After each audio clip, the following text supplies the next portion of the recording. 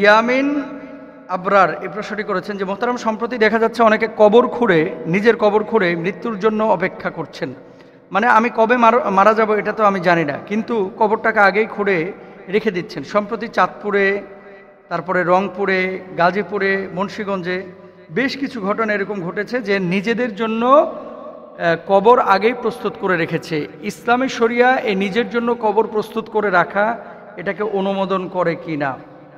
যে আমিও দেখেছি, এবং সম্প্রতি সম্ভবত চাঁদপুরের না কোথাকার, সম্ভবত টুমচর মাদ্রাসা লক্ষ্মীপুরের এদিকে হবে, দেখলাম যে স্বামী এবং স্ত্রী দুইজনের কবর ওই সিমেন্ট বালি দিয়ে রড দিয়ে আবার ঢালাই করে রেখে দিয়েছে।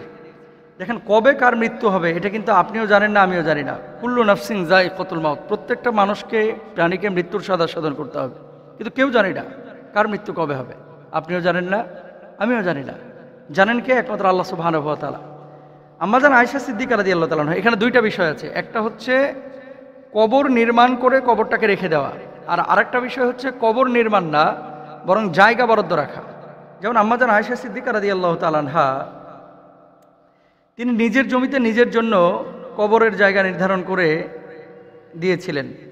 আম্মাজান আয়েশা সিদ্দিকা রাদিয়াল্লাহু তাআলা আনহা রাসূল আকরাম সাল্লাল্লাহু আলাইহি ওয়াসাল্লামের পাশে তার কবরের স্থান নির্ধারণ করেছিলেন, যা তিনি পরে হযরত ওমর ফারুক রাদিয়াল্লাহু তাআলা আনহুকে দিয়ে দিয়েছিলেন।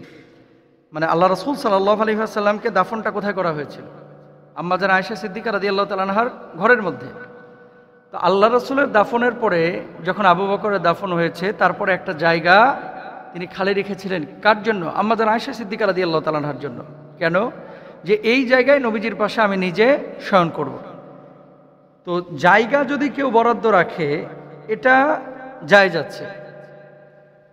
ওমর ফারুক রাদিয়াল্লাহু তাআলা আনহু তিনি ইন্তেকাল করার আগেই ওই জায়গাটি চেয়েছিলেন। এই জন্য আম্মাজান আয়েশা সিদ্দিকা রাদিয়াল্লাহু তাআলা আনহার দাফন ওখানে কিন্তু হয় নাই, হয়েছে ওমর রাদিয়াল্লাহু তাআলা আনহু।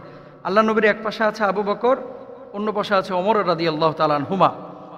তো যদি আপনি জায়গা নির্ধারণ করে রাখতে চান তাহলে এটা জায়েজ আছে, কিন্তু কবর খুঁড়ে মৃত্যুর জন্য অপেক্ষা করা এটা কিন্তু আপনার জন্য জায়েজ নাই। সারা পৃথিবীর স্কলার একমত। কেন? এখানে একটা কারণ আছে। আল্লাহ সুবহানাহু ওয়া তাআলা পবিত্র কুরআনুল কারীমে দেখেন, সূরা লুকমানের 31 থেকে 34 নম্বর আয়াতের মধ্যে স্পষ্টভাবেই বলেছেন কে কোথায় মরবে কেউ কিন্তু আমরা জানি না। এবং অন্য আয়াতে কি বলছেন? ইদা জা আজালুহুম লা ইস্তাখিরুনা সাআতা ওয়া লা ইস্তাকদিমুন। কার মৃত্যু আগে হবে, কার মৃত্যু পরে হবে এটা কিন্তু কেউ জানে না, এটা একমাত্র জানেন আল্লাহ সুবহানাহু ওয়া তাআলা। সুতরাং এখন মৃত্যু কার কখন আসবে যেহেতু আপনিও জানেন না, আমিও জানি না। নবী করিম সাল্লাল্লাহু আলাইহি ওয়াসাল্লাম, সাহাবা ইকরামের মধ্যে এরকম কোনো আমলের প্রমাণও পাওয়া যায় না। এবং নবীজি সাল্লাল্লাহু আলাইহি ওয়াসাল্লাম নিজে নিষেধ করেছেন যে তোমরা কেউ মৃত্যু কামনা করবা না। মৃত্যু কামনা করা এটা কিন্তু জায়েজ নাই। কেমন? অসুস্থ হয়েছেন, আল্লাহকে বললেন আল্লাহ তুমি আমার উঠে নাও, আল্লাহ তুমি আমার দুনিয়াতে রাখো না, আল্লাহ তুমি আমার নিয়ে চলে যাও। এরকম যদি কেউ মৃত্যু কামনা করে এটা তার জন্য কিন্তু মোটেও জায়েজ নাই। রাসূল আকরাম সাল্লাল্লাহু আলাইহি ওয়াসাল্লাম নিষেধ করেছেন তোমাদের কেউ যেন মৃত্যু কামনা না করে, কারণ সে যদি সৎকর্মশীল হয়ে লোক হয় তবে বেঁচে থাকলে হয়তো সে নেকির কাজ বৃদ্ধি করবে, আর যদি অন্যায়কারী হয় তাহলে হয়তো সে তওবা করে দিনের পথে ফিরে আসবে। বুখারীর হাদিস কিন্তু। তাহলে আপনি কবর খুঁড়ে যদি মৃত্যু কামনা করেন এটা আপনার জন্য জায়েজ নাই, তবে কবরের জন্য জায়গা নির্ধারণ করতে পারেন। আর কবরের মধ্যে এটা তো খালি মাটি থাকবে, আপনি কেন এই প্রাচীর দিতেছেন, কেন আপনি ইট দিয়ে গাঁথনি দিচ্ছেন, কেন আপনি রড সিমেন্টে ঢালাই দিচ্ছেন? চুনকাম করা কবরের মধ্যে এটা কিন্তু নিষিদ্ধ। এই যে গাজীপুরে দেখলাম, টুমচরে দেখলাম, মুন্সিগঞ্জে দেখলাম, অনেকেই এটা একটা ট্র্যাডিশন বানায় ফেলছেন আস্তে আস্তে, যে কবরটারে আমি বানায় রেখে দিচ্ছি একটা। আমি জানি না যে তারা কোন সেন্সে এটা করতেছে, কারণ কোরআন হাদিসে দলিল লাগবে, দলিল তো নেই। হ্যাঁ, সুফিবাদের কিছু মানুষ রয়েছে, যেমন আমি শেখ বুরহানুদ্দিনের দরবার জিয়ারত করেছিলাম একটা দেশে, তারপরে কি বলে শেখ বুরহানুদ্দিন না, উজবেকিস্তানে একজন আল্লাহর ওলির দরবারে গিয়েছিলাম। তো তিনি তার জীবন দশায় যে কবরের মধ্যে ধ্যান করতেন।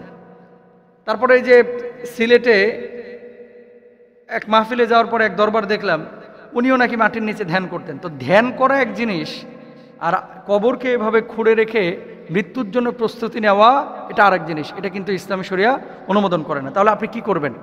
আপনার করণীয় হচ্ছে মৃত্যু যখন চলে আসবে তখন আপনার ডেকে আনা লাগবে না, অটোমেটিক হয়ে যাবে। তো সেই মৃত্যুর জন্য প্রস্তুতি আপনাকে নিয়ে রাখতে হবে। কতটুকু আপনি সৎ কাজ করছেন, ভালো কাজ করছেন, কতটুকু আল্লাহর জন্য কাজ করতেছেন, এই জিনিসগুলো আপনি খেয়াল রাখবেন। এই যে আপনার কয়েকদিন আগে একজন মাদ্রাসা শিক্ষক কাজ করেছে, তার জন্য এবং তার স্ত্রীর জন্য কবর খুঁড়ে রেখে দিয়েছেন। তো এই জিনিসগুলো থেকে আসলে আমরা বিরত থাকার চেষ্টা করব। আল্লাহ সুবহানাহু ওয়া তাআলা আমাদের সবাইকে তৌফিক দান করুন।